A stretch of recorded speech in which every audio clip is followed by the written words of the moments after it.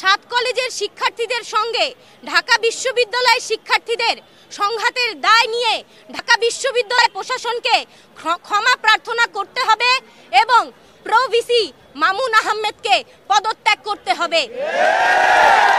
2, Dhaka college শিক্ষার্থী রাকিবকে হত্যার উদ্দেশ্যে হামলা সহ ঢাকা কলেজের শিক্ষার্থীদের ওপর নিউ মার্কেট থানা পুলিশের ন্যাক্কারজনক হামলার ঘটনায় ওসি সহ জড়িত পুলিশ কর্মকর্তাদের প্রত্যাহার করে তদন্ত সাপেক্ষে বিভাগীয় ব্যবস্থা গ্রহণ করতে হবে। 3, ঢাকা বিশ্ববিদ্যালয়ের যে সকল শিক্ষার্থী কর্তৃক ইডেন কলেজ ও বদরুন্নেসা কলেজ সহ 7 কলেজের নারী শিক্ষার্থীদের সম্পর্কে কুরুচিপূর্ণ মন্তব্য ও অশালীন অঙ্গভঙ্গির সঙ্গে জড়িতদের বিচারের আওতায় আনতে হবে।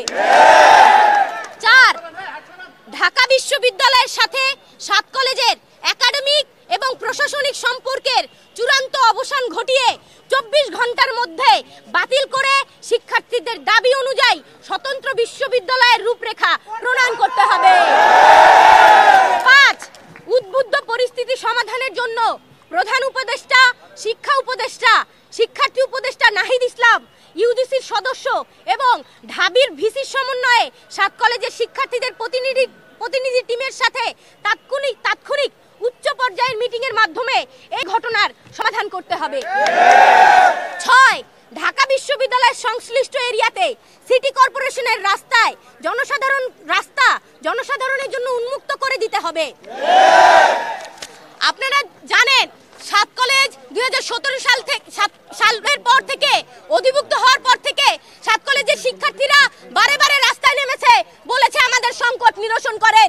আমরা বারবার বলেছি এই যে শিক্ষার্থীকে বারে মুখোমুখি দাঁড় না করিয়ে এই সংঘাত না তৈরি করে এই বিষয়টির একটা সৃজনশীল সমাধান আপনারা দেন, কিন্তু এই সৃজনশীল সমাধান যতদিন পর্যন্ত দেওয়া না হবে এই সংঘর্ষ কিন্তু চলতেই থাকবে। এই কথা কিন্তু আমরা স্পষ্টভাবে বলে দিতে চাই। তাই আমরা বলছি অতি সত্বর 7 কলেজের এই যে সংকট, সেই সংকটের সমাধান করতে হবে।